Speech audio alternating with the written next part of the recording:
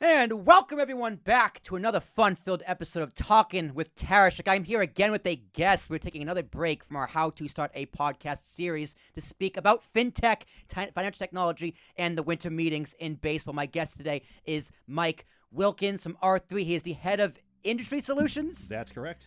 Nailed it. I was going to forget, but I did not forget. So that's good. It is kind of a fun title. And what's cool about it is it kind of encompasses so much, but it also kind of encapsulates so much of what I do. Which is what I basically do is I focus on taking all the work that we do with exchanges and central counterparties and other big players in the financial space and combine that with the work we do with banks and brokerages and other kind of regulated entities that participate in those markets and develop kind of standardized, repeatable stories so we can land even more banks and brokers and financial market infrastructure providers. I mean, you'd think that would simplify it, but I work in this space. I see a lot of crazy titles, so that's a new one for me, but that this has a whole lot of questions. But I guess, Mike, just kind of introduce yourself, who you are. You're a friend of Allan Schoenberg. So, Allan, thank you, sir, for the connection. I appreciate it. Appreciate you hooking us up, Allan. Although, Will, you may regret this in a few minutes. You may not want to take another referral from Allan.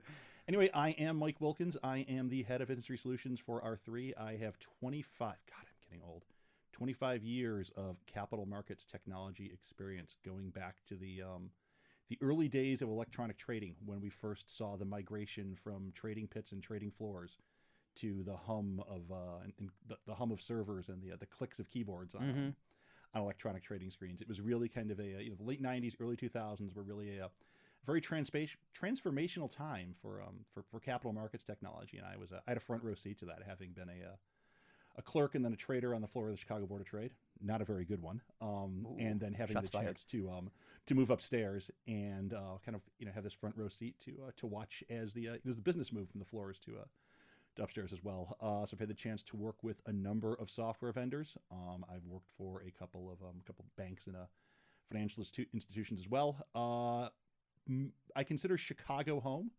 And then they spent 5 years living in London and now have been just outside New York for the past 3.5 years. Awesome. Well, I did promise Allan we'd talk about baseball, and we were in dead heat of winter meetings.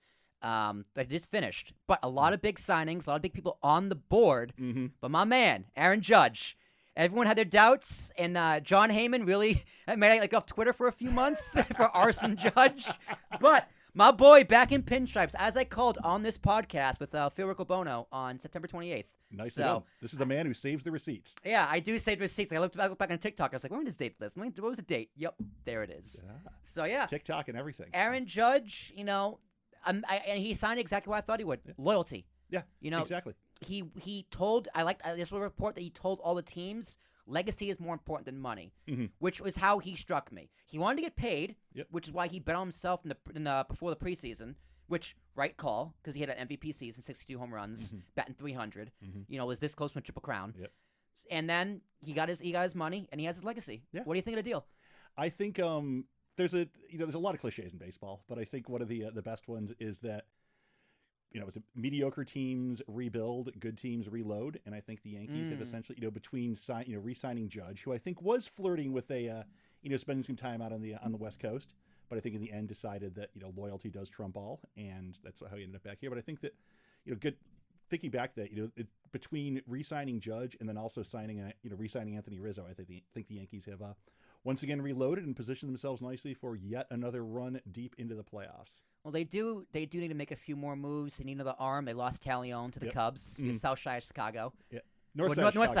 South side is White Sox. Exactly. And I'm a White Sox fan, so would never be caught out on the north side. I mean, I was bummed to see Talion go. I thought he was a good anchor for that division, but Yankees need another arm. I don't think they should go after Correa because I think their infield, they got these young guys. Give the kids a chance. Yep, let kids play. I would love them to sign Benintendi. I think the Yankees need contact hitting. The problem with the Yankees is they can't get on base. They got these power hitters in Stanton and Judge and Rizzo. If no one's on base, so they got to have somebody to bat home. Otherwise exactly. It's just a lot of solo home runs. Well, that's why they lost to play. Honestly, DJ was a huge loss to them. Yeah. Benintendi was a huge loss to them. And then Glaber couldn't bat leadoff. The Yankees. No. Problem with the Yankees was they didn't have a leadoff hitter for that playoff series, which got swept by Houston, which makes me so mad. And you're Jose Abreu betraying your fan base. Segueing very nicely into my White Sox. I think that, an example of a mediocre team that's going to have to rebuild. I think the White Sox are going to find themselves not necessarily. I mean, we obviously lost Abreu to the hated Astros. There's been a really good, long-standing rivalry between the White Sox and Astros dating back to the 2005 World Series, and I think that in the wake of all the naughty things that the Astros were up to, kind of in the the mid 2010s, I think that they've everybody likes to hate them now, but I just like to say that the White Sox rivalry predates them even being in the AL. Which is another whole story that I can't quite figure out. But so yeah, seeing Abreu go to the Astros is a massive gut punch, and it does kind of concern me about where are my beloved White Sox going to be in the next couple of years. I'm guessing it's probably not. They're probably going to be playing golf in October if this trend keeps up. I mean, but that's just kind of like the story of the Central. Like the AL Central itself is just bad. It's always the tallest midget. I mean, that goes back for as long as I've been following baseball. Ever since they moved from the East and West and created the Central. It's like, okay, let's take all these very middling teams and lump them together and see who can be the tallest midget. And it's kind of the same in the National League too. 'Cause you got the Cardinals, the Cubs who are bad, the Brewers who are okay. Okay. Yep. Who else even in that division? You got the Brewers, the Cardinals, the Cubs. And the thing is, one more team? There is one more team. And Pirates. It's the Pirates, who are always bad. Yeah, who are in Pittsburgh on the East Coast. So go figure that. Yeah, exactly. Although I guess it has to do with the Pittsburgh. It's a Midwestern city that just happens to be located on the East Coast. I mean, I say the same I grew up in Rochester, New York, before I moved to Chicago. And they always say the same thing about Rochester. People will always joke, oh, Rochester's actually where the Midwest starts because it's just another struggling, industrial town that its best days are behind it. So. True. I mean, but the NL West, I mean, the National League right now is stacked. Absolutely It's stacked upon stacked upon stacked. When did the Padres get good? That's what I'm trying to figure out. Where did the money? That's what I'm trying to figure out.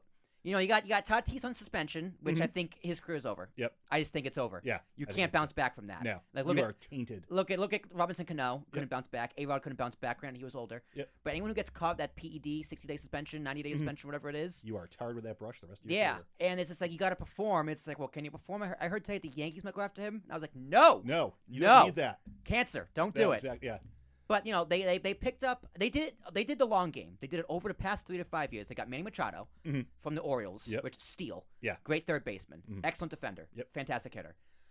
They just picked up Xander Bogaerts for 11 years, which I want the Yankees to get Xander Bogaerts because being as much as I hate the Red Sox, I do love Xander Bogaerts. He's a phenomenal player. Yeah, and I think that's as soon as that he changes into that New York jersey, I'm sure all the Boston animosity will be but a memory. Yeah, it's gone. Forget dare it. you say to make a little bit of a joke here? Do you think that the Yankees Bogarted Bogaerts? Oh, they might have. Yeah. That's a good one. Could have gotten him for a steal, but no. Well, I mean, again, I like their young guys, Volpe, and I forget the other guy. It's like one of the Cabreras. Volpe is absolutely amazing. He's actually to play a little bit of name dropping here, but kind of a random connection. Volpe's aunt is somebody I'm a big Twitter junkie. We can talk more about that in a bit. But Volpe's aunt is somebody I followed on Twitter for years, and she's always kind of posting on Twitter and Instagram, like kind of his progression in through the minors in the past couple of years. It's fascinating to watch because the kid is just such a raw talent, and I would love to see him play in the bigs this year. But might need another year of seasoning. Yeah, I mean, if I'm Cashman or I'm Hal Steinbrenner at this point, it's like, listen, you got these young guys, these prospects who are arguably ready. Play them or trade them. Yep. Because they're wasting time and resources in the minor leagues. They're not getting any younger, that's for sure. That too. Yeah. And look what happened to Judge. Judge came to the minors, homegrown talent. He's a little on the back. He was a little older when he got called up, probably like 26. Yep. Supposed to Volpe is what, 23? Yeah. Give or take. So give the kids a shot. You got the Cabreras, Oswaldo, and the other one, Peraza, it's a utility guy, great utility guy. Right. You still got Glaber, who can be streaky. Yeah, he's very streaky. Very streaky. Yeah. I'm a big Glaber fan. It's Glaber Day every day is Glaber Day in my house. Every day is Glaber Day in the Tarashuk house. Yeah, but I mean, same thing with him. If they traded him for a better player, I'm not opposed to it. Yankees need left fielder. But I think the team to beat is the Phillies. That's it's got to be hard for you to say as a New Yorker, because I don't have that hate for Philly. I actually grew up in Boston. Did you? Okay. Wait. So you grew up in Boston, but did you grow up in Boston? My dad grew up in Summit. Okay. Yeah. But did you grow up in Boston as a Yankees fan? Mm-hmm. Wow. You must have been really popular in school. I was in 4th grade in 2004. Put that in perspective. Wow. So it's not October 28th, 2004. It's the worst day of my life. It's the day after. I had to go into school. I wanted to stay home from school. My parents, God bless them, wouldn't let me. Because they're like, listen, Will, you got to go to school. Education's more important. And I remember my 4th grade homeroom teacher was just literally to my face, Will, I'm sorry. Yay! And they did a victory lap on the whole classroom. And I was just like, I get it. I get it. Yeah, youth in sports. So my talk about for my sins when it comes to the NFL. I'm a big Buffalo Bills fan, having grown up upstate. So my son, for better or for worse, has picked up the Bills gene from me as well. And he, most of his friends are Giants fans, and up until this year, in the 3 years he's been going to school in Ridgewood, in New Jersey, Giants fans have not had a lot to crow about.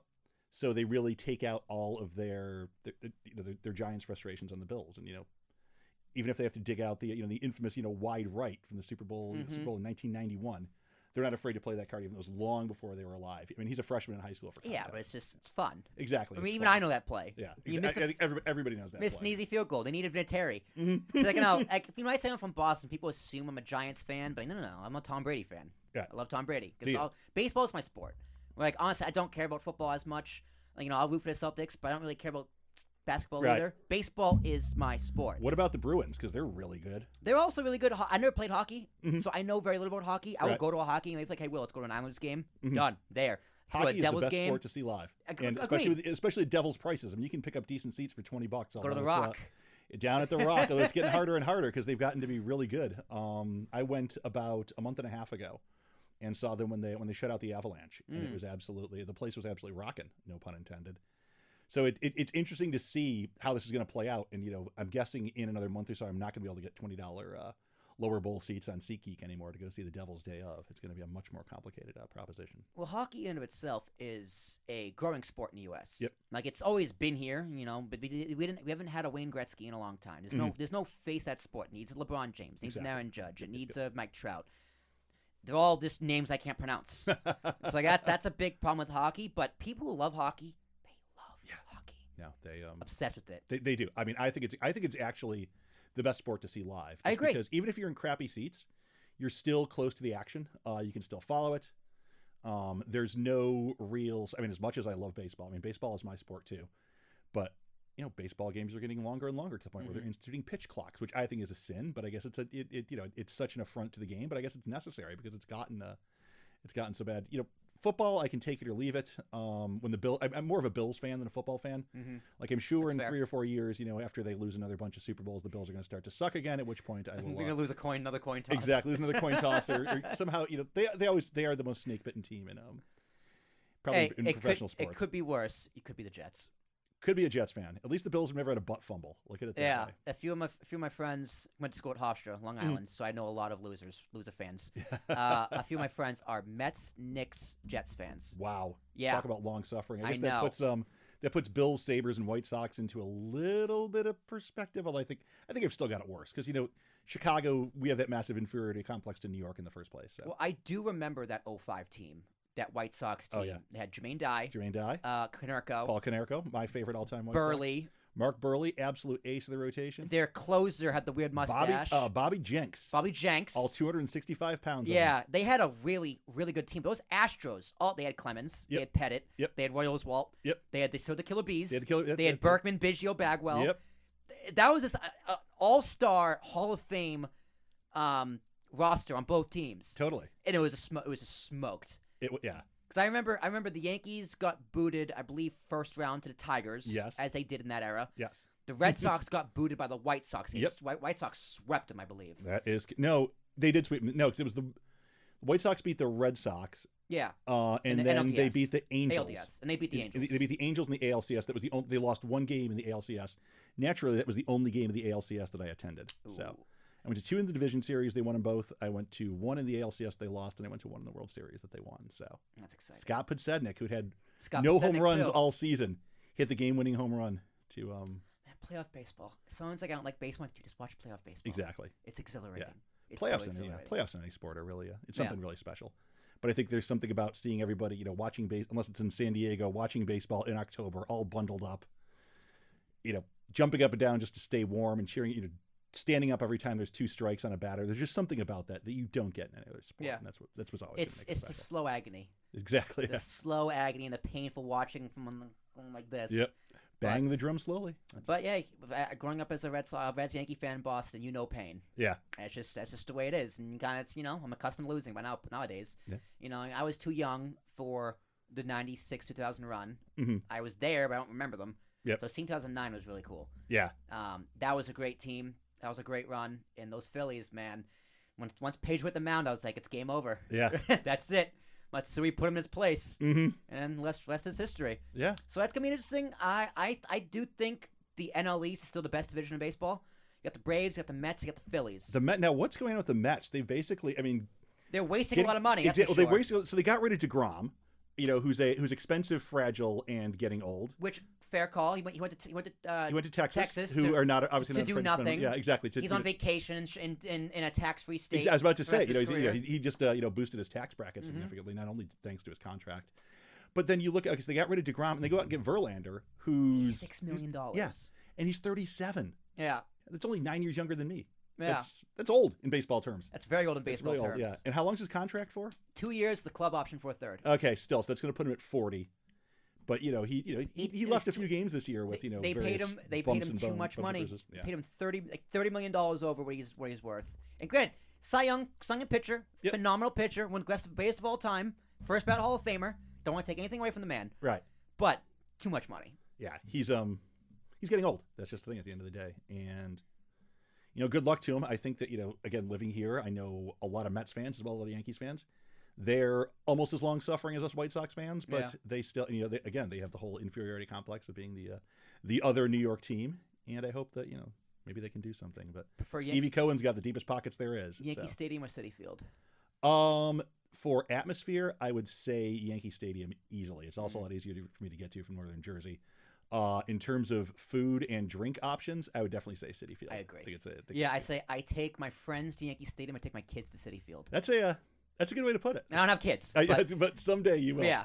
No, I am. My son has gotten to be he claims to still be a White Sox fan, but I think he's kind of aligning with the Yankees now. So I've taken him to a few Yankees games. And, he's 15, so he just wants to go and eat $100 worth of food and watch some baseball. Yep, there you go. And I go and drink $100 worth of beer and watch some baseball. So everybody wins. That's all it is. End of the day, I'm a baseball fan above all else. Exactly. That's the thing. That's what it comes down to.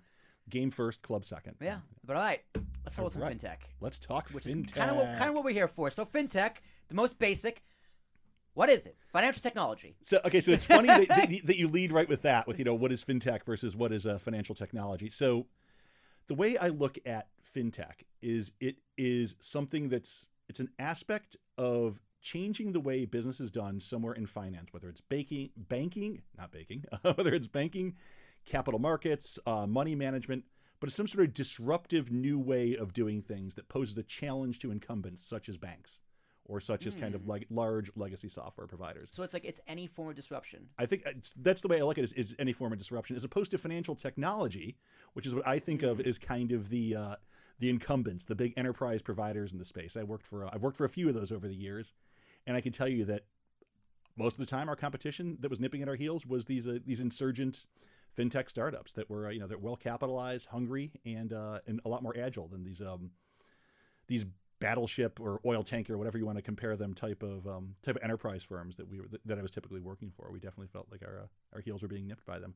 So it really is anything that's out there to kind of challenge the status quo is as far as how things are done in finance. And specifically for example, I think the Bloomberg terminal. Right. Like how traders got information and data, the Bloomberg terminal probably changed everything. Exactly. Because everybody on that mid desk, they all use the terminal. Right. It's incredible. It's a great tool. No, totally. Yeah, it is. It's a phenomenal tool. I remember the first time I used Bloomberg in the late 90s. I was like, holy crap, this is unbelievable. I can get live quotes on any equity in the world. I can model strategic options trades. I can get sports headlines. Mm-hmm. You can do anything. Literally you really could do anything. Terminal. But now you look at, Bloomberg is definitely, I would consider them financial technology. They're one of the incumbents.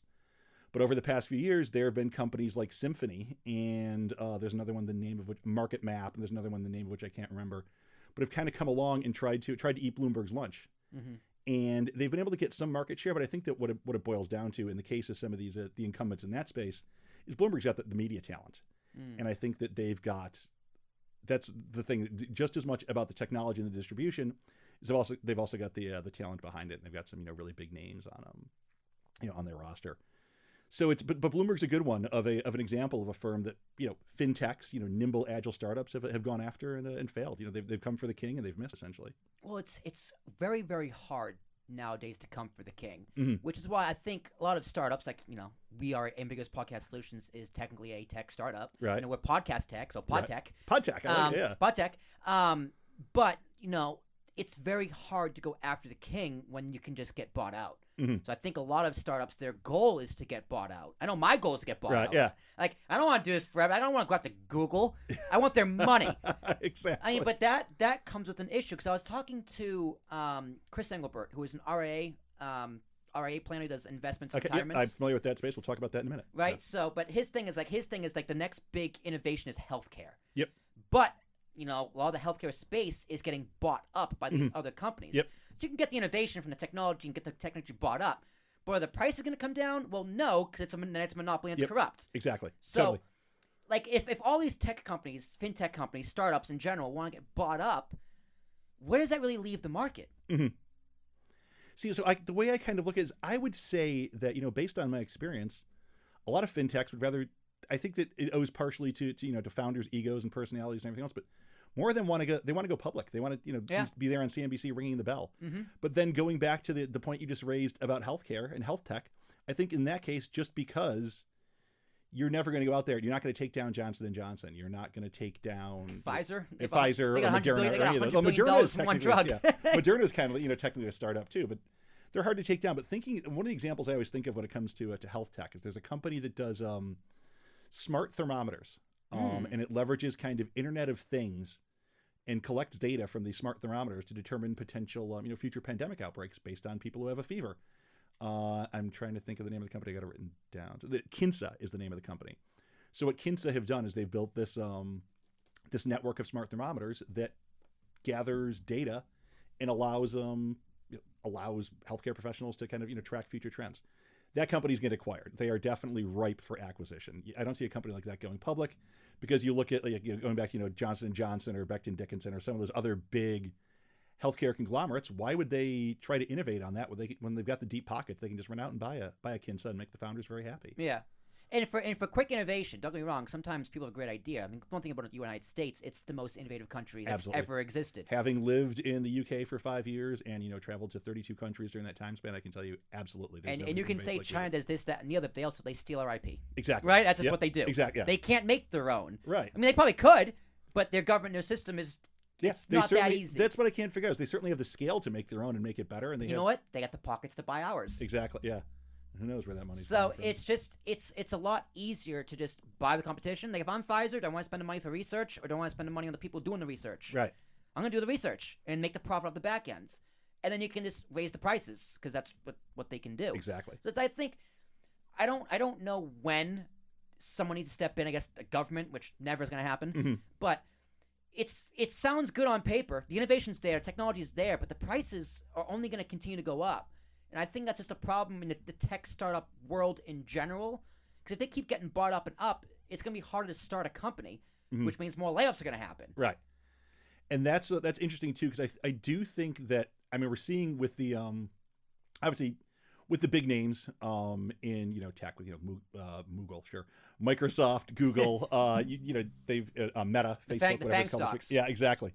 The FANGs have all kind of announced their own rounds of layoffs over the past over the past few weeks. I think that you're also seeing, obviously, when the smaller tech startups do layoffs, it's not as big of a deal. Yeah, just because they're expected. It's expected. They're startups. You got to fail fast, fall forward, and figure out what's next. And I think that so it doesn't make as much news, but I think that you're starting to see that knock-on effect. I talked to I have lots of friends who are very active in the startup space, and they're seeing definitely some.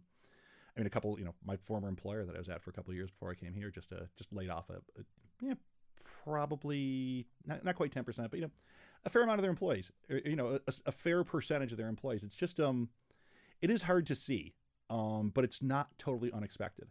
Thankfully, right. I'm lucky enough to be in a in a space at an employer who, as far as I know, we don't have any layoffs planned anytime soon. So we're really looking to hire. Here's a quick plug: check out r3.com/careers if you're interested in learning more about distributed ledger technology and how it's revolutionizing capital markets. Oh, fantastic. Yeah. So it's I guess with startup funding, mm-hmm. with startups, this year is going to be a very difficult year for VC funding. Absolutely. I think in general, you can debate whether we are in a recession all day long. Mm-hmm. I view it as people are in a recession, right? Like people, everyday people have been in a recession the entire year. Exactly. Everybody's getting squeezed. Things just cost more. Yeah. And I think that's so it's kind of taking the recession question and then tying it back. I'm going to try to tie it back to VC. I'm going to try to kind of model it back, but we'll see how I get on with this. But thinking overall, I do think that we're in a recession mainly because this has been we're due for a recession mainly because this has been the most telegraphed recession on record. Yeah. It's all we've been hearing about for the past 8-9 months is how every possible warning sign is flashing red. And they changed the definition. Exactly. Yes, they did change the definition. Like, let's not forget that. Exactly. Yeah. So, like, you can make the argument that, listen, the numbers in the stock market don't reflect a recession. No. Let's go. Well, okay, let me beg the question then. Who do those numbers reflect? I don't think they reflect the man on the street no, right now. They don't. Who's that's getting my point. a $400 a month gas bill. That's right? for It's sure. like people in this country who live paycheck to paycheck. Yep. And even if you're they're in a recession. Yeah, exactly. Even if you're well off, even if you're making 150 or 180 grand a year, you're probably still living paycheck to paycheck. Yeah. It's just you're paying for you're making payments on a Volvo or a Range Rover instead of a Chevy, and you're probably shopping at Nordstrom and Brooks Brothers instead of the Gap and Target, but you're still feeling it because everything just costs more. Yeah. And I think that's it's just because of that, everyone's just kind of rolled that up into definitely indications that stuff costs more, wages aren't corresponding necessarily. We're going to be in a recession just because consumers are going to be forced to lock their spending down a bit. But at the same time, what I also find interesting is that so much of this is being blamed on stimulus and free money and easy money and everything else. But the stimulus payments ran out like a year and a half ago. Yeah, I mean, it's everyone just took them and threw them into Dogecoin. I don't want to call up my friend Phil McIntosh from NASDAQ Trade Talks. I'm going to call my friend Phil McIntosh from NASDAQ Trade Talks. The man always says, stimulus checks, people still do stimulus checks. And I'm in the control room in the back of my mind going, what, the $1,200 from 2021 of January? Exactly. Yeah. Who still has that? Right. And he could be talking about unemployment, right? Because unemployment did happen. People did have savings. Right. But you look at the data now. Even that's all run out there, hasn't like the unemployment? Well, yeah. See, the thing is, the mainstream is finally starting to talk about how credit card debt for young people and people in general, the consumer, is way up. Right. While the credit card spending is up and the debt is up. Yep. And the savings is down. It's the biggest gone. thing. I mean, that's one all thing. Gone. America, I don't think, has been a nation of savers for the past 2 or 3 generations. Well, there's a reason. This is. I'm sure not. This is a crazy theory I have, which it can be torn apart by experts, definitely for sure. I'm not an expert, so. But it's the credit system. Mm-hmm. It's the idea of credit, because what is credit? You're buying something you can't afford. Well, why are you buying something you can't afford? Because you can get credit for it. Right. If there was no credit, nothing would be affordable, which means everything would come down. Exactly. Interesting. I think that it really is. At least, like in basic economics 101 theory, it's probably a lot more difficult in practice. Yeah. But in theory, if you didn't have credit cards, people wouldn't buy what they can't afford. Yeah. Like I have really, really good friends in Nashville who are Republicans, and some of the smartest people I know on the planet. Right. And they go, listen, we have no income tax. You want to cut down on spending, you just don't buy as much. It really is that simple. Whereas up here, New York, a third of my money goes to 401k, my health insurance, taxes, and Social Security. Yep. New Jersey and New York tax. Exactly. Yeah, in the same way. I can't just buy less stuff. Yeah. When half my money's getting half stolen. my money. Exactly. Half my money's going to to fund. I mean, it certainly isn't funding better railroads. It certainly isn't funding pothole fixing. I feel like it's just it's funding pensions and pension debt and everything else as a result of promises that were under delivered on 30 years ago. You can't get prices to come down because these bigger companies are going to buy up all the smaller ones. Yeah. And nobody's going to break them up. Exactly. But back to your point about credit for a second, because it always kind of interests me that I feel like to get your first credit card, you start going out on a limb. And then all you're doing, as you start stacking up that debt and everything else, you're just going further and further and further out on that limb, and eventually it's going to break. Yeah. And you can think of that both as a metaphor for individuals, but also as a metaphor for for the American consumer as a whole. And I think that you can definitely hear the bows creaking right now, and I really hope they don't break. But it could be I'm curious to see kind of what the consumer spending figures and everything look like into January, February of next year after the CPI numbers are also Consumer Price Index. People don't know. It's also a little misleading. Right? Because it's like, you can say consumers are spending more, right? They have the money to spend. It's like, well, that's one way to read the chart. But you can also be like, well, talk about shrinkflation. So a box of cereal. Oh, yeah. It's like a 20% less in the box of cereal, but the cost is also more. So they're paying more for less. And because they're paying more because the costs are higher. Exactly. I bought a thing of beef jerky the other day at the grocery store. I swear to God, it was like $7 and it was maybe an ounce. Oh, it was tiny. And terrible. I'm a big beef jerky guy. Amazing. Good wholesome snack that's better than stuffing my face full of Cool Ranch Doritos, which I've also been known to do. But I just feel like, that bag of Doritos isn't necessarily getting smaller, but the packages of beef jerky certainly are. So anything that's kind of in that premium snack department, premium consumer goods department, I should say, is definitely getting smaller. I mean, you look at, shampoo bottles and all of that stuff is just, it's smaller but the same. Cereal boxes is a really good point as well. It's just, it's crazy how it's gone from, it used to be, I think 16 or 18 ounces, and now it's 12, 13. So we could debate what's causing the inflation. It's at 7.5% right now, based on how they calculate it, which means better than it was supposedly. Which means it's probably more because they probably don't calculate it correctly. Like I think government calculates it correctly. But I think it was like with meat prices, they didn't count steak because like people buy a lot of steak, so they didn't count it in the inflation numbers. It was something ridiculous. So they're not counting steak, which is they're not counting with something that people buy the most of. Right. Fact check me on that. But it was something like that a few months ago. My point is, the inflation number, they say it's 7.5%, but that's based off what the government tells you, which means it's probably close to 12. Exactly. Yeah. Take it, double it and divide by half or whatever the old So definitely stimulus is a part of that. Yep. The government was prepared to print $1 trillion a day. Like I think it was like 30% of the money supply ever existed. I remember we had our first trillion. I mean, I'm so old. I can remember when Ronald Reagan, at some point in the mid 80s, we had our first $1 trillion budget. And now we're printing, $1 trillion a day. And it's just, I was listening to, a podcast the other week, and they were talking about just the sheer amount that just goes into servicing the debt right now. And again, going back to, it was something like $1.5 trillion a year. Well, they're not servicing the debt. Is going to, they're spending less. So like, let's say Trump spent $20 trillion in debt. Just make up a number. Yep. And then the next year, Biden spends 18. They go, oh, we're servicing the debt. Yeah. Meaning we spent $2 trillion less. But no, you spent 18 trillion more. Yeah, exactly. And the number ain't getting any smaller. Yeah. It was just talking about how back to that $1 trillion budget figure. Now we're spending that just to I don't know, service, pay down, deal with, whatever we want to say. But about our debt, it's crazy to think that those types of numbers are just a norm. Well, let me ask you, someone who works in finance. Yeah. Is money real? Is the U.S. dollar real? And let me back this up by a little history lesson, I guess. Yeah. I see where this is going. 72. Yep. We went off to Bretton Woods. We went off the gold standard. Yep. Which Nixon said was going to be temporary. Yep. Yet here we are 50 years later. Yep. U.S. dollar is backed by itself. Yep. Or in some, it's even backed by the petrodollar, which is oil. Exactly. But let's take a fast forward to just a few weeks ago, where crypto, FTX. Yep. What's crypto backed by? Well, itself. Yeah. So it's not regulated. Yep. So, how is the dollar not the exact same Ponzi scheme as crypto? But if you're gonna say what's it backed by, itself, the faith of the U.S. government. Well, what you should say is what's the U.S. dollar backed by? Our nuclear weapons. Yep. Which I think is a lot more fair, because who's going to call us on our debt? No one. We're going to blow them up.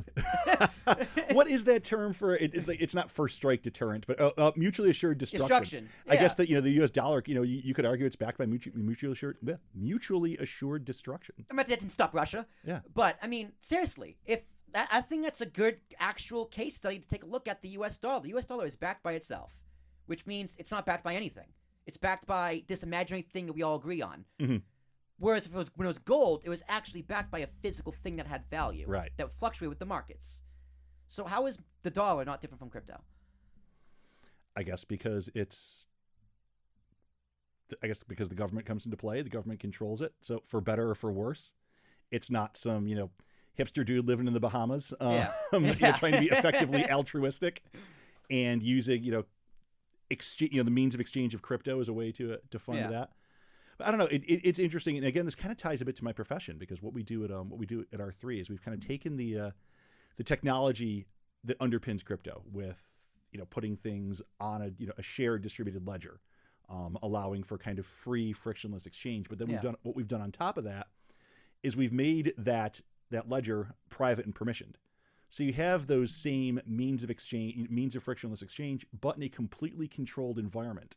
So you're leveraging all those efficiencies that come from that Wild West unregulated space in a more in a much more stable, managed, secure fashion. And I think that really it is a cool business model in a way.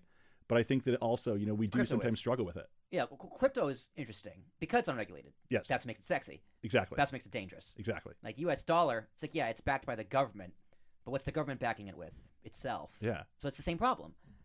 It's like, how is money real? That's why I suppose, like, who cares if the debt's high? It's not real anyway. Yeah. Who do we owe the money to? Do you ever listen to the Odd Lots podcast? No. Okay, so it's two guys, or it's a guy and a girl from Bloomberg, Joe Weisenthal and Tracy Alloway. But Joe had this whole thing a couple of years ago about the easiest solution to the national debt would be to mint a $1 trillion coin. I have heard this theory. Yes. So MTFC, mint the effing coin. Yeah. And that would instantly make all our debt problems go away. It would. So would it though? Because isn't this printing more money? Well, yeah, it is just it's printing more money, but you're taking it from the mint and depositing it in the treasury, and I guess that solves all the problems. But the same thing though. Like if money is backed by itself, you can just create money. Why not just create more money then? Yeah. If it's not real, if we all agree it's funny money, like we all Monopoly agree, money. Like we all agree, the economy is based off what people believe. So if everyone believes that money isn't real, just give people money. Yeah. It sounds too simple. It would never work. Yeah. I feel like we're getting, we've gotten dangerously close to that between, stimulus and student loan forgiveness and everything else. Yeah, it's only money, right? Yeah, it is only money. Well, student loan forgiveness, I would love that 10,000 forgiveness. It would cut my loan in half. Mm-hmm. Oh, please. But what I said from the beginning, Christian and I have talked on this podcast about student loan forgiveness. Doesn't fix the problem. In fact, doesn't even address the problem. It ignores the problem. It makes the problem worse. So do I support student loan forgiveness? Duh, I have it. Right. But do I support student loan forgiveness? No, doesn't do anything. Exactly. It doesn't do anything. Yeah. And it's just funny. You look at I think if you look at the numbers now, I think you've got more and more students going to college than ever before.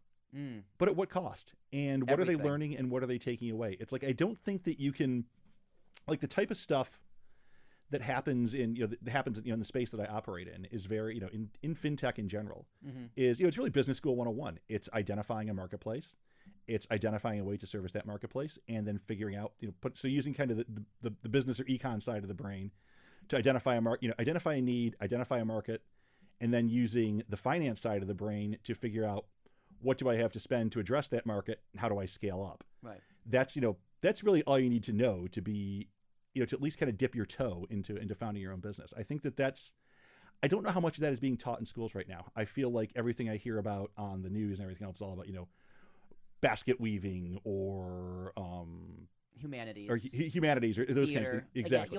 That's another thing. You have kids, yep. College age, about to go to college. One is out of college, and one will be going to college in a couple of years. What did they go to school for out of college? My daughter went to school for sociology, and she is now a social worker. And yes, she has some student debt. And yes, Daddy writes a check for it every month. Yep. Oh, yeah. My parents had to bail me out a few times with that as well. So hey. We're millennials. You're gonna be paying for us until you're dead. Exactly. I mean, like again, another thing we talked about in the previous podcast with Chris Engelbert. It's like, yeah, which is known. Don't get me wrong. This isn't shattering news. There's trillions of dollars from your generation or even your parents' generation being passed down to us. Exactly. The great redistribution. But the big problem is, what's the greatest hope for my generation? The previous generation has to die. Right. That's a problem. Mm-hmm. People live longer. Yep. And don't get me wrong. Like my retirement. If I have 401k, but I could theoretically be like, listen, I just need that money now. I'm relying on the estate of my parents for my retirement, which theoretically would be enough, plus my investments. Right. But then what? Like once that generation's dead, and like people in my generation can't buy a house till we're 40 or 50. Yep. We got a mortgage. We die with that mortgage. We don't have to pay off to our next generation. So my generation might be okay, but my generation after that, exactly, you're going to be completely sad. You're going to get this, this night, this nice nut eventually. Too late. Yeah, it's going to come too late, and it's all going to be gone. And it's a very real, thinking back to my time living overseas in the UK. It's really scary. It's a massive problem in the UK right now. Is nobody can afford to buy a house, whether they're somebody, whether they're a millennial, whether they're a Gen Xer like myself. It is impossible to get on the property ladder anywhere within 100 miles of London. And they're doing all kinds of, both the Conservative Party and the Labour Party have come out with all these different plans to kind of help people get on that ladder. I mean, I think that it would be that type of thing is a little bit better received in the UK than here, just because societal attitudes toward government and everything else. I think they're a little bit more open to that to government help. I mean, that definitely wouldn't fly here, but I think that we're going to be facing again, similar to the credit crisis I talked about earlier. We're going to be facing a real estate crunch as well, where nobody's going to be able to afford to buy homes. And my friend told me, like within the last week, the market has officially crashed. The housing market has officially crashed. I think my Bloomberg might have said something on it. So I also saw another study that if you want to buy a house, you have to make six figures. If you don't make six figures, forget it. Yeah. You're not being able to buy a house. And I think that's just one person, maybe not a couple. Mm-hmm. But you know what percentage of people in this country make six figures? I think it's like 18%. I think it's really skewed living where we live. It just feels like everybody does. Well, I think that was like a national average. Mm-hmm. So like that $100,000 is the same in New York as the same as in Oklahoma. Exactly. And you think about, thinking back to your friends in Nashville. I mean, they're probably making, significantly less than you and I do, but they're probably they're living better just because, they're not, coughing up however much that to the tax man every pay period. Well, they might be making similar to what I make. I'm paid pretty well. I don't want to act like I'm not. But they doing what they do, like my buddy's dad owns his own construction firm, build like operator, whatever. Right. And Nashville. So he's right at the coalface. He's right on the front lines of it all. Yeah. Like I was in Nashville in 2020, August 2020, visiting my friend and going to see Nashville because we were thinking of headquartering there and moving there and whatnot. Right. I went back this past August. 2 years later, it's completely different. Yeah. Everything. Skyscrapers are built. They have a Batman tower. Yep. Like it's a whole new city. The people there are even now different. So things in Nashville are also really expensive, and you're seeing the problem there that we see everywhere else.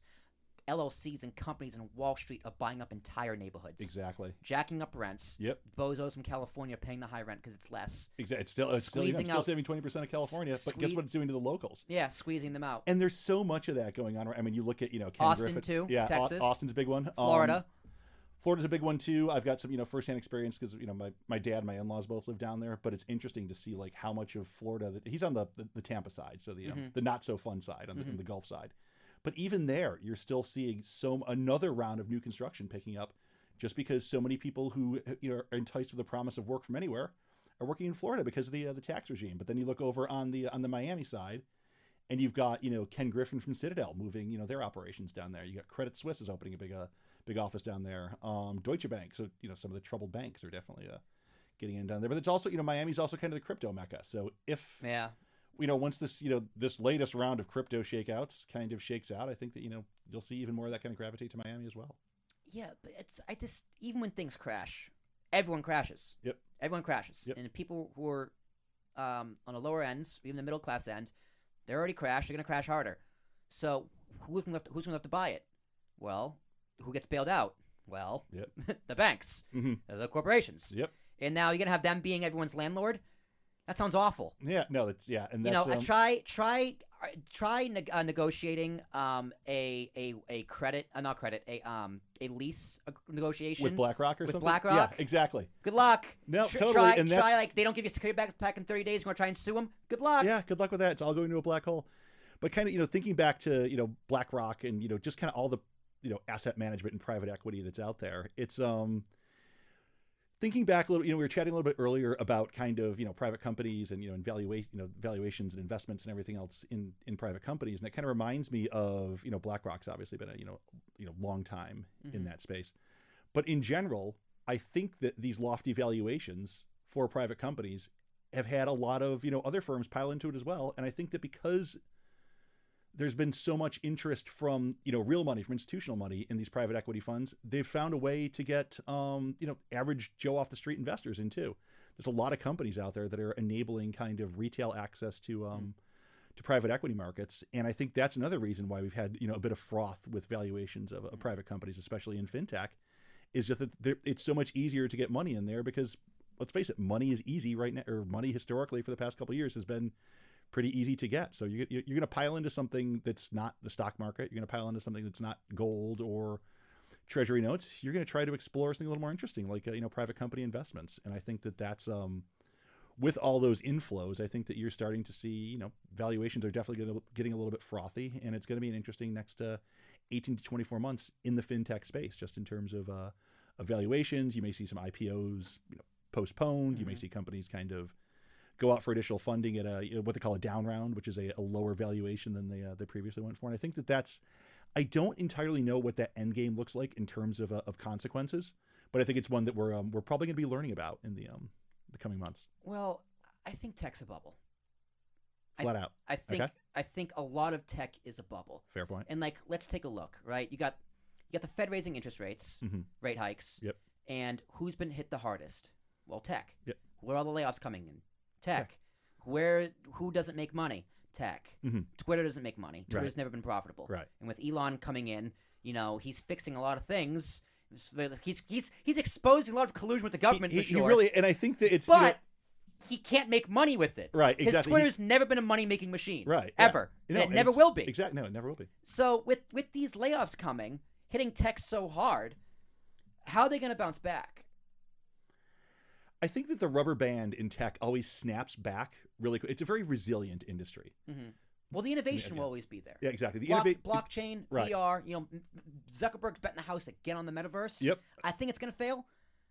Just for a multitude of reasons. It's going to. People want to do things in the real world. I can't see myself strapping on a headset. So I got my kid a Metaverse, whatever. The Oculus? Oculus, thank you. Got him an Oculus for Christmas last year, and I thought, this is going to be super fun. I put the damn thing on. I get seasick every time I wear it.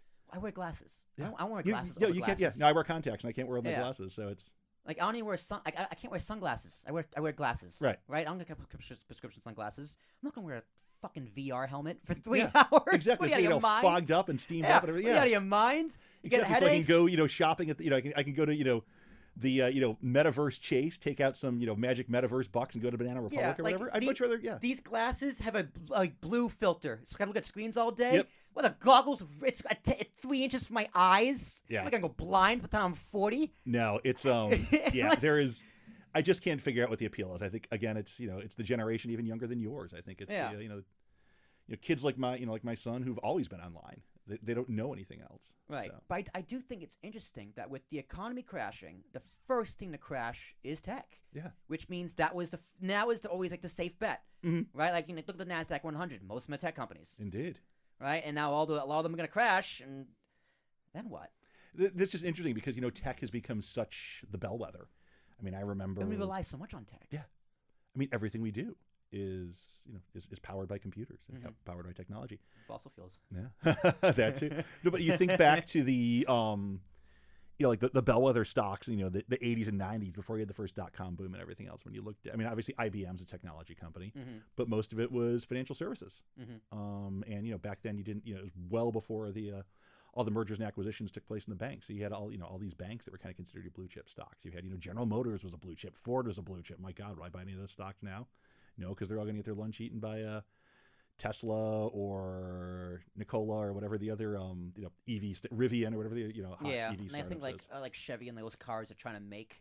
Yeah, but they just can't do it. They're not nimble enough because of the way that the businesses are run. Well, I guess with technology and fintech, or just kind of that innovative technology. So my friends, again from Nashville, smart ones now, they had this idea where if you want to make EVs really work, you got to make new highways and only have them be for electronic trucks shipping. Okay. Right? So it says you have the EV trucks getting all the stuff back and forth. That would cut time down super quick because no one needs to man the trucks. Yep. Don't need to sleep, no regulation Right. in terms of people. Right. And it's just like they're shipping stuff so fast.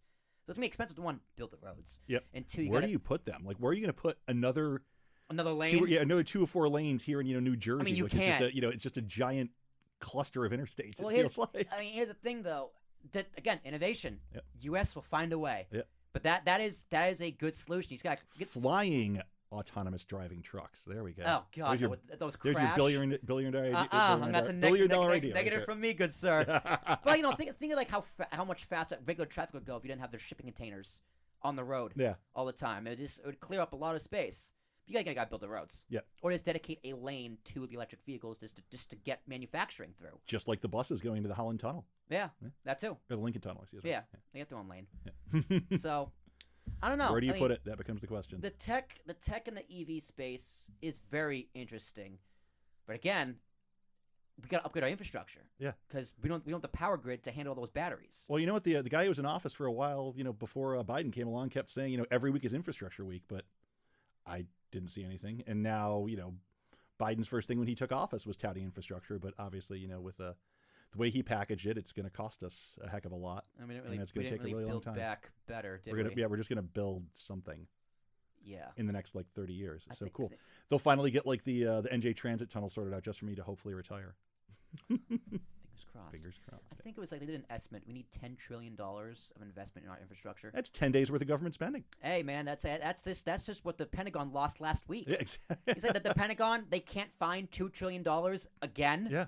Again? I would hesitate to think about the problems they must have with nuclear missiles going missing. I don't want to think about that. Yeah. But I know the arms we're selling to Ukraine, some of them end up in Finland, some of them end up in Africa because the dummies didn't put tracking on the weapons like Rand Paul wanted. Blockchain solves that. Well, blockchain's also interesting. So, complete pivot from government and the military. Blockchain technology is very interesting because it's very secure. Yep. For now. Yep. You know, hackers will figure it out eventually, but... Not if you have a private permission ledger. That's the hope, but at least. Well, fingers crossed. But I think that kind of blockchain stuff, where I do see the metaverse or blockchain or this new kind of like the technology behind something like a crypto being successful is entertainment. Yep. Video games. Mm-hmm. Like VR is cool in video games for a little bit, but in terms of just like what those graphics cards can do and what you can do on a screen, I think video games and entertainment is where that stuff it really is like entotech for instead of fintech technology can be used for entertainment. Entech, yeah. And entotech, yeah. And entech, whatever. Yeah. So I think that's gonna be really interesting. I don't know. What do you see the future of like video games? I'm not much of a gamer. Like it's funny. Like just last night, my son absolutely kicked my ass at the one football game or the one video game I kind of play is Madden on the Xbox, and my son still absolutely whomped me. I think it was 31-10 or something like that. But I think that video games will continue to become more immersive. I think that you'll eventually move away from the headsets, and they'll find a way to make it even more immersive than that. Whether it's, I mean, the model I like to think of is I'm a really bad golfer. But I still enjoy the game of golf. And one way I try to get to be a better golfer, which doesn't really work, but it's virtual golf. Exactly. Is virtual golf. You go into these simulator bays and you're kind of, you got this big screen that you're hitting at. It's measuring all your, all the different, benchmarks as far as, ball speed, launch angle, everything else. It measures all that in real time. It's super cool. And I think that, you kind of look at the next evolution of that, which might be, instead of just hitting into a screen, that screen sort of surrounds you. You have views of, maybe other players off to one side or maybe, the rest of the course off to the other, make it a little bit more ambient as far as sounds and everything else. But another one that kind of comes to mind is Formula One. I mean, there are racing. People who have these I mean, thousands and tens of thousands of dollars on these fully kind of kitted out Formula One simulators where they'll buy, specially made accelerator pedals and specially made paddles and steering wheels and everything. And they'll sit at home in this, this open cockpit that looks like the cockpit of an F1 car and drive the F1 circuits. And, from what I've seen, it is pretty realistic. I think it's just going to be, things will continue to get, whether it's a VR headset or not, I think overall video games are just going to get more and more immersive. Not only that, I could see it for music too. Like, we have this whole thing of Taylor Swift and Bruce Springsteen tickets costing $6,000 with the monopoly that is Ticketmaster. Yep. How can you break that kind of monopoly? Well, you have virtual concerts. I could totally see people going to a virtual concert. I think that's one thing that definitely has come out of the pandemic is, a couple bands that I follow have kind of started offering a virtual option for some of their shows. I don't think you'll ever see fully virtual because you can't beat the experience of being there, of, singing at the top of your lungs, of, walking through, stepping through spilled beer and, smelling the marijuana smoke and everything Saturday. else. Exactly. Yeah. Who are you seeing? You can't virtually mosh. We're seeing the Starting Line. I don't know them. Yeah. It's a punk rock. Okay. I listen to dad rock. I'm an old man. So like Boston, Chicago. A little bit of Chicago. For my first dance at our wedding was actually to a Chicago song, but mostly a lot of Steely Dan, a lot of Springsteen, a lot of U2. Yeah. Dusty Springfield. Not really. Rick Springfield, maybe. Rick Springfield. Yeah. Who's the lady who just died? Fleetwood Mac. Fleetwood Mac. Oh, she was Christine McVie was an absolute legend. One of the I'm pretty big into vinyl and into listening to music on vinyl as it was meant to be. One of the most seminal releases on vinyl ever has got to be Fleetwood Mac Rumors. Whether you're a fan of the genre or not, it's one that the way it crackles and hums and everything else when it's on a turntable is absolutely sublime. It does. Isn't that weird how old is new again? Because we've been hearing vinyls making a comeback for the past 5 years. Yeah, but it's back. It's a lot of work. Having to get up and turn a record over and everything else, but it still beats the hell out of streaming Spotify through my Sonos, which I do a lot of as well. Yeah, I do. I love my Sonos as well. But when I was at Hofstra, I did WRHU, which was their radio station. Okay. Which is phenomenal. But one thing we had to do was an hour of engineering, the radio, all over the radio. Right. You could choose what you could do, or you could do a community volunteer. So I did community volunteer with Basha, which was the Polka Oberek show, which was all vinyl. Oh wow. So I had the turntables hooked up to the board, like just like you see in there with Recession, but it was vinyl of 45s and 60s with the with the polka music. Right. 'Cause I'm Polish, right? So I was like, I was like, this will be fun, and it was one of the coolest things I did at school. Because like I got to learn vinyl, I learned how it worked. I learned like how the actual turntable, connecting it to a board, like old technology with new technology. And Basha was just like the greatest, sweetest old lady ever, is playing her Polish music. Yes, going to listen to polka music. Yes, come in here, young man. We'll listen to polka together. And, you know, so my Uncle Phil, shout out to Uncle Phil. My brother just got married, and he begged them for 2 polkas at the wedding. We begged for 3, but he got 2. Right. And to be fair, it's still a wedding. So Phil, you'll get 3 at mine. Not. I'll tell him. He pays me, gives you an extra $100 in a check. We'll get 1 more. Exactly. You always got to one up your brother, right? Of course. I'm the younger brother. Yeah. Exactly. That's what you gotta do. Yeah. See, I have a younger sister, so I never had to play any games of one-upsmanship at all. So. Well, you gotta get lucky.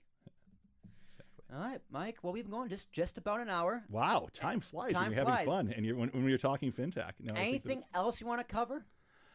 I think that we should probably leave it here for now. But I've really enjoyed the time. Yeah. I really think that I've had the chance to kind of share some of my sentiments on the space that I play in, and share a lot of sentiments on the on the state of the universe and the state of affairs right now, as well as hearing yours. And I think it's been a fascinating conversation. We did bounce around a lot, but that's somehow just how I like it. But before we go, yes, the final question. Drum roll, please. Always goes to the guest. So you get to ask me a question. Or you can plead the fifth. If I put you on this, I do put people on the spot. No, I guess I'm going to ask you. Do you see this as what do you see your career path as? Obviously, between the work that you do professionally with NASDAQ, the work that you do with Ambiguous, and everything else. What's 5 years down the road look like for Will? It's a great question. It's something I think about every single day.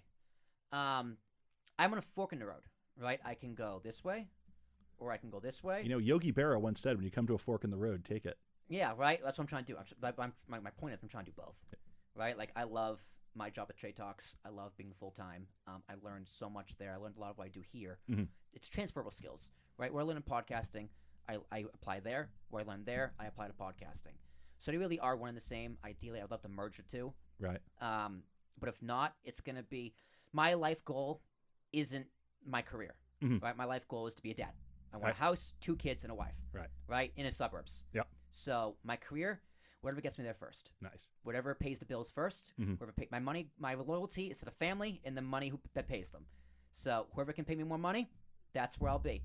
I mean, regardless, I'm gonna be doing this podcast forever. Right. I'm gonna be podcasting not just 5 years, 10 years, 15 years, 20 years, 50 years. Mm-hmm. I'll be podcasting. I'll probably die on this mic. I do love the fact that podcasting has experienced a real renaissance. I mean, I remember it being a really big thing in the early 2000s. Then it kind of went away. Mm-hmm. And I think that sort of, 5 or 6 years ago, it started to become a thing again, which I think is great. I definitely immersed myself a lot more in podcasts over the past few years than I did kind of the first time around. And I really, I've got some that I regularly listen to and everything else, and some that I kind of dip in and dip out of. Mm-hmm. But I just think that it's it's a really fascinating medium. And I think it's blogging's kind of been the same way. Blogging was a really big thing in the early 2000s, and then it kind of went away. And now bloggers are back with a vengeance. It's a wild card. Yeah. And I think people are sleeping on the technology behind podcasting, like what you can do with an RSS feed in terms of marketing, SEO, that kind of stuff. There's a lot you can do, and I do have this golden idea for how, I'm trying to create a distribution app. Right. How can my app be different than others? Mm-hmm. I have the idea. I got the team to build it. It's a matter of the funding to make it actually happen. Right. But the technology behind podcasting is fascinating. It is the most fascinating. So that's interesting. Yeah. Talking about fintech, but I'm telling you, podtech. Podtech. That is going to be that could be the next wave of tech. I was going to say we've got fintech, we've got law tech, we've got ad tech, we've got health tech. Bring on podtech. And I'll be there to watch it pop or pop it myself. Let's do it. But Mike, until then, it's been great having you. Likewise, Will, thank you so much for having me, and I'd love to pick up the conversation some other time. Phenomenal guest. My rule is once a quarter. All right. So technically in 2 weeks it's January, so that's a new quarter. We can bring you back anytime after that. So anything you want to share about yourself, anything you want to plug, whether your website, your company, any socials, anything you want to plug? I do. Okay, so plugging the professional side first. R3 is a provider, as I talked about throughout the podcast.